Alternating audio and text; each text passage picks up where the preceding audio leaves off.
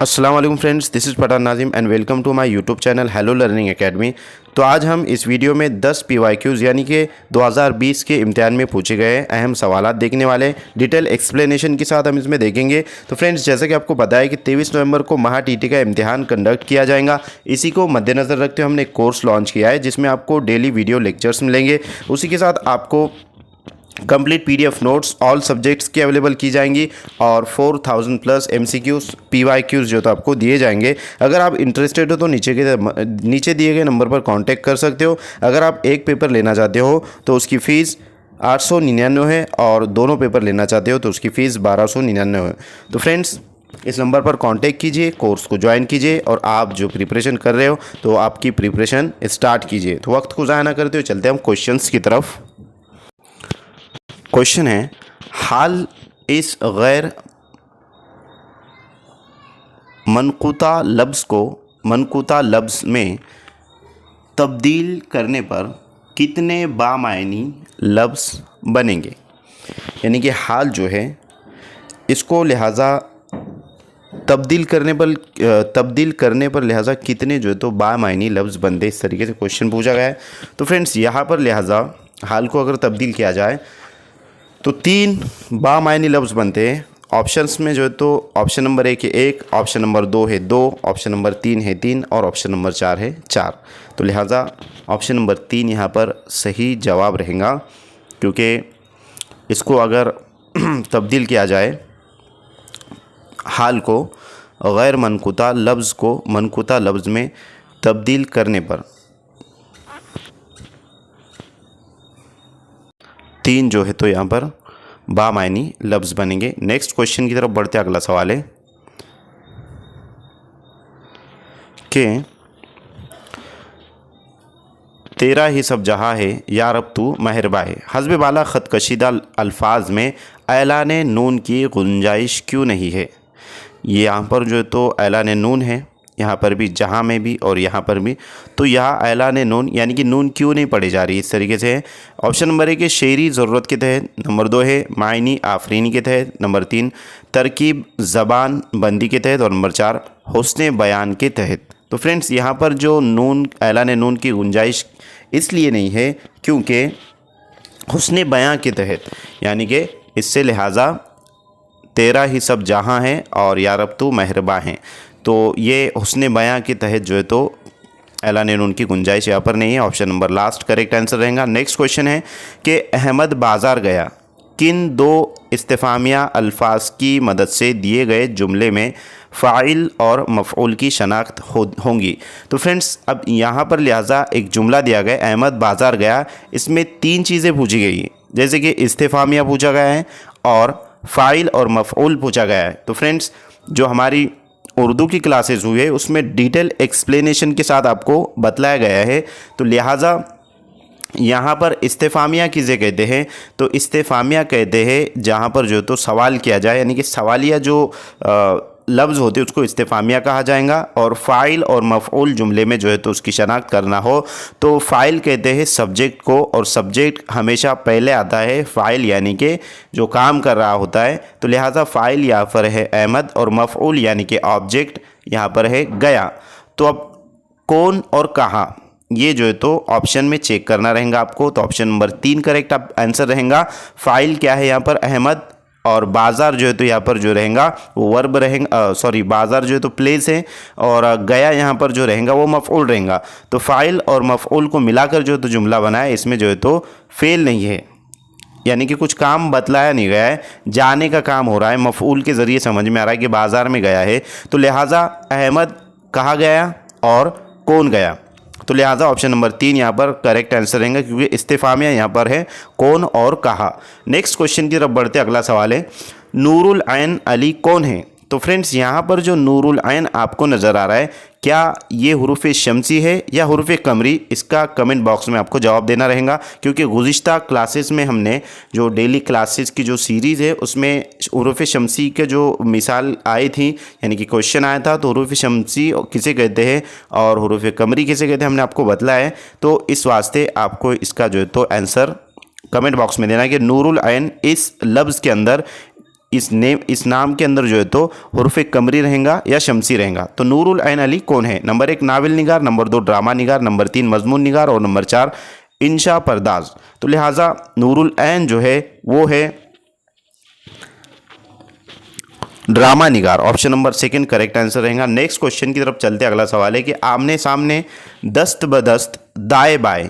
तो दाएं बाएं का क्या रहेंगे? जैसे कि आमने सामने का है दस्त बदस्त और दाएं बाएं का यहाँ पर क्वेश्चन मार्क है।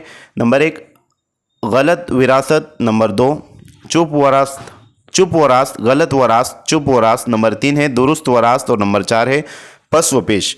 तो फ्रेंड्स आमने सामने यानी कि दस्त बदस्त, दाएं बाएं यानी चुप व रास्त, ऑप्शन नंबर 2 करेक्ट आंसर रहेगा। नेक्स्ट क्वेश्चन की तरफ चलते हैं, अगला सवाल है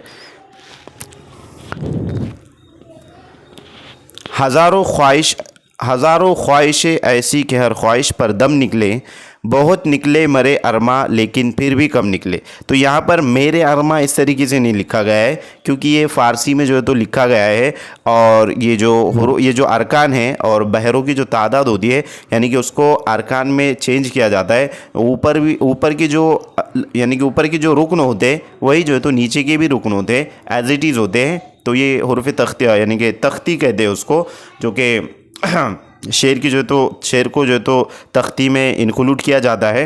तो लिहाजा इस शेर का बुनियादी तस्वुर क्या है?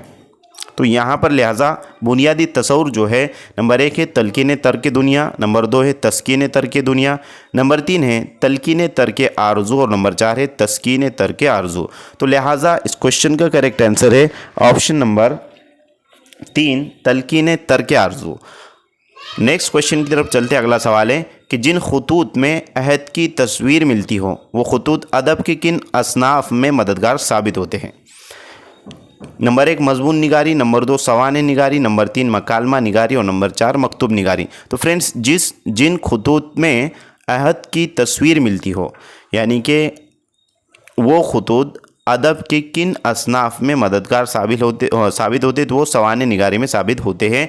नेक्स्ट क्वेश्चन की तरफ बढ़ते, अगला सवाल है कि मैंने कहा, उन्होंने कहा, मैंने माना, अपनी कैफियत सुनाना, उन्होंने मुझे पास बिठाया, अपना मकान सारा दिखाया, अपनी खबर से आशना कराया। हस्ब बाला जुमले इबारत की किस किस्म के ज़ुमरे में आते हैं? नंबर 1 आज़ाद, नंबर 2 पाबंद, नंबर 3 मुसज्जा और नंबर 4 मुख्तलिफ। तो फ्रेंड्स यहाँ पर लिहाजा एक सीक्वेंस आपको नज़र आ रहा होगा, जैसे कि मैंने कहा, उन्होंने कहा, तो यहाँ पर लास्ट में जो तो कहाँ आ रहा है, मैंने माना, अपनी कैफियत सुनाना, उन्होंने मुझे पास बिठाया, अपना सारा मकान दिखाया, अपनी खबर से आशना कराया। तो लिहाजा इन जुमलों में जो कुछ चीज़ें आ रही हैं वो सुनने में जो तो एक जैसी नज़र आ रही है, यानी कि एक जैसी जो तो समात हो रही है। फॉर एग्ज़ाम्पल तो यहाँ पर है नंबर 1 है आज़ाद, नंबर 2 है पाबंद, नंबर 4 जो तो मुख्तलिफ है, लेकिन इसका आंसर जो तो मुसज्जा रहेगा। अब मुसज्जा किसे कहते हैं? तो ऐसे टैग वर्ड और ऐसे कुछ अल्फाज होते हैं जिनके मायने हमको पता नहीं होते फ्रेंड्स, और आंसर वही होते हैं। तो अल्फाज के मायने का ज़ख़ीरा होना भी बहुत अहमियत का हामिल होता है एग्ज़ाम्स में। और गुज़िश्ता इम्तिहानात के पेपर्स अगर आप उठा कर लोगे तो उसमें बहुत सारे क्वेश्चंस एज इट इज़ आते हैं। लिहाजा अल्फाज का और जुमले की बंदिश का और अल्फाज मायने का ज़ख़ीरा अगर आपके पास रहा तो बासानी आप आंसर की तरफ जा सकते हो। तो मुसज्जा किसे कहते हैं दोस्तों? मुसज्जा उसे कहते हैं कि ऐसा कलाम या इबारत जो काफ़िए और हम आहंग अल्फाज के साथ लिखी या कही जाए। अब काफ़िया किसे कहते हैं? जो लास्ट में जो आता है ना उसको काफ़िया कहते हैं। जैसे कि शेर का जो आखिरी लफ्ज़ होता है वो काफ़िया कहलाता है, लेकिन यहाँ पर जुमले में जो लास्ट में है वो भी काफ़िया ही कहलाएगा। यानी जुमलों या फ़िक्रों के आखिर में एक जैसी या मिली जुली आवाज़ हो, जुमलों के जो है तो आखिर में एक जैसी या मिली जुली आवाज़ हो जिससे इबारत में मौसीक़ियत और ख़ूबसूरती पैदा हो। जिसमें जो है तो इबारत में क्या है? खूबसूरती और मौसीक़ियत, सुनने में जो तो एक जैसा लग रहा है तो उसको जो है तो मुसज्जा कहा जाएगा। और लिहाजा मैंने कहा, उन्होंने कहा, मैंने माना, अपनी कैफियत सुनाना, तो यहाँ पर कहाँ है और यहाँ पर माना है और लास्ट में ना आ रहा है। उन्होंने मुझे पास बिठाया, अपना मकान सारा दिखाया।